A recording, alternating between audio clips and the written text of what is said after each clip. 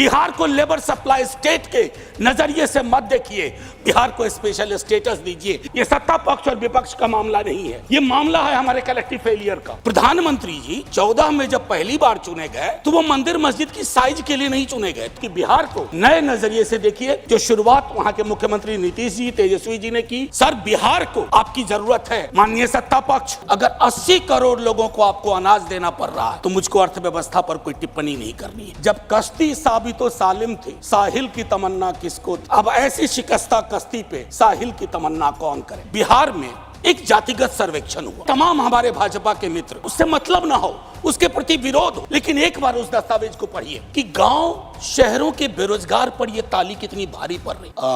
मैं सिर्फ ये कहना चाहूंगा, आज सुबह जब पता चला कि economic situation in the country पर शॉर्ट ड्यूरेशन डिस्कशन है, तो मुझे कभी नहीं लगा था कि हमारी पूरी बातचीत टैक्सेशन, फॉरेन एक्सचेंज रिजर्व्स और वगैरह वगैरह की चीज़ों में रहेगी। अर्थव्यवस्था का वो एक चेहरा हो सकता है, लेकिन एक जनप्रतिनिधि जो राज्यसभा और लोकसभा में बैठे हुए हैं, उनके लिए आर्थिक परिस्थिति पे जब हम बात करते हैं ना, तो सर सबसे पहले गरीब की थाली नजर आती है।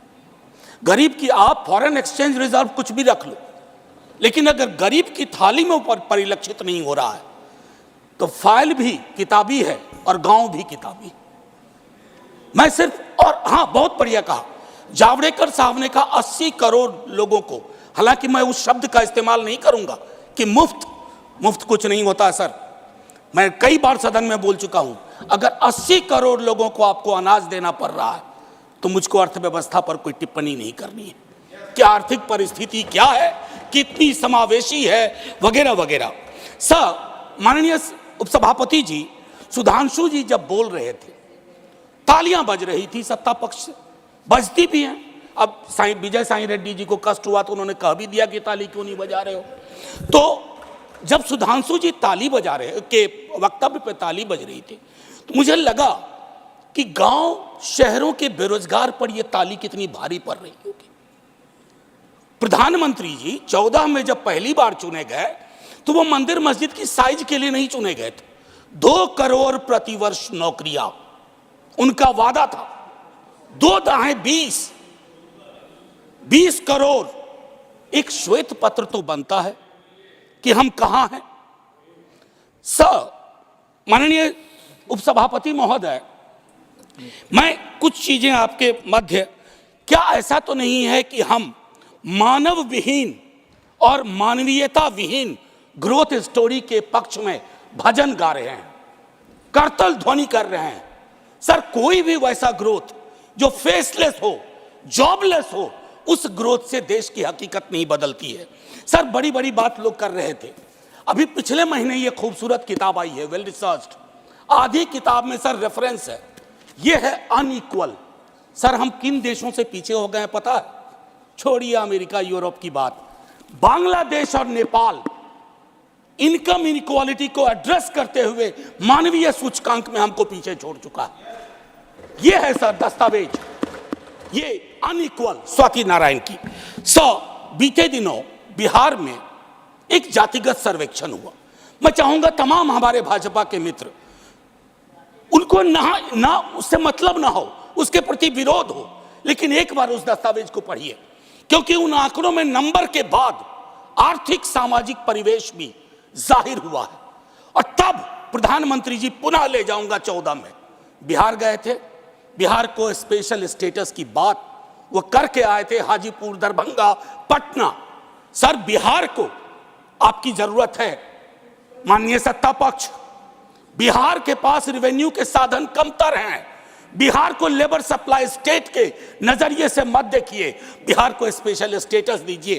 क्योंकि अगर आप इस किताब का विश्लेषण करें, सरकार के आंकड़ों का विश्लेषण करें, तो आपको साफ दिखेगा कि बिहार, झारखंड, उत्तर प्रदेश और मध्य प्रदेश देश के बाकी राज्यों से पिछड़ रहा है। उसके अलावा दूसरा पहलू कहता हूं माननीय उपसभापति महोदय, इस किताब में बाबा साहब भीमराव अंबेडकर को धृत किया गया है, नॉर्थ साउथ डिवाइड के संदर्भ में भी। और ये पुरानी बात है सर, एफडीआई को ही देखिए कि नॉर्थ में कितना, साउथ में कितना, तो ये फर्क आपको साफ नजर आ जाएगा। इसलिए मैं कहता हूं कि बिहार को नए नजरिए से देखिए। जो शुरुआत वहां के मुख्यमंत्री नीतीश जी, तेजस्वी जी ने की, आप हैंड होल्डिंग करिए और स्पेशल स्टेटस दीजिए। दूसरी चीज सर, अगर मनरेगा में रूरल डिमांड बढ़ रहा है तो रूरल डिस्ट्रेस को एक्नॉलेज करिए। उसको एक्नॉलेज किए बगैर बात नहीं बनेगी। उसको डिनाइल से अब कुछ हासिल नहीं कर पाए। पॉवर्टी इंडेक्स पर आपने कई वर्षों से काम नहीं किया। आप आंकड़ों के बारे में तो सरकार का दृष्टिकोण है कि विश्व के टिम्बकटू में अगर एक आंकड़ा पक्ष का कोई बोल दो तो उसको प्रदर्शनी लगा देंगे। अगर कोई आंकड़ा सरकार को असहज करता है तो कहेंगे हम तो इसको मानते ही नहीं है, इनकी तो मेथोडोलॉजी खराब है। साहब नहीं, ये डिफरेंशियल दृष्टिकोण मत रखिए। हंगर इंडेक्स पे खुल के कहिए हम मीट नहीं कर पाए हैं। ये सत्ता पक्ष और विपक्ष का मामला नहीं है, ये मामला है हमारे कलेक्टिव फेलियर का। हमें एड्रेस करना होगा। आपको असल में लग गया सर, बस 1 मिनट लूंगा माफी के साथ। सर, आपको असल में लगता है कि आप इनकम इनइक्वालिटी की बात ना करें, पॉवर्टी रिडक्शन की बात ना करें, अनएम्प्लॉयमेंट एड्रेसिंग की बात ना करें, चुनाव आप फिर भी जीत जा रहे हैं। मैं मानता हूं आपने वो तिलिस्म विकसित कर लिया है कि समस्याओं को एड्रेस किए बगैर भी चुनाव कैसे जीते जा सकते हैं। लेकिन जिन बोतल से निकला ये जिन देश पर बहुत भारी पड़ने जा रहा है। वेल्थ टैक्स को लेकर के, इनकम इनइक्वालिटी को लेकर मैंने कहा वेल्थ टैक्स 16 में आपने अबॉलिश कर दिया। किसानों के बारे में सर मैं कहता हूं, आप कहते हैं शेयर बाजार उछल रहा है, बड़ी तारीफ होती है। सर, शेयर बाजार उछले और एक किसान आत्महत्या कर ले, एक युवा बेरोजगार आत्महत्या कर ले, तो आप किस चीज को कहेंगे सर? और कुछ नहीं कहना चाहता। हाशिए के समूहों में पॉवर्टी की जो परिस्थिति है, आप बिहार का डेटा देखिए। आखिरी सर, एक सुधांशु जी बड़ी अच्छी चीजें बता गए। हमें तो लगा कि हम तो बेकार परेशानी है गरीबी से, भुखमरी से। 30 सेकेंड सर। तो मैं आपके माध्यम से अपने मित्रवर को कहता हूं, जब कश्ती साबितो सालिम थी, साहिल की तमन्ना किसको थी?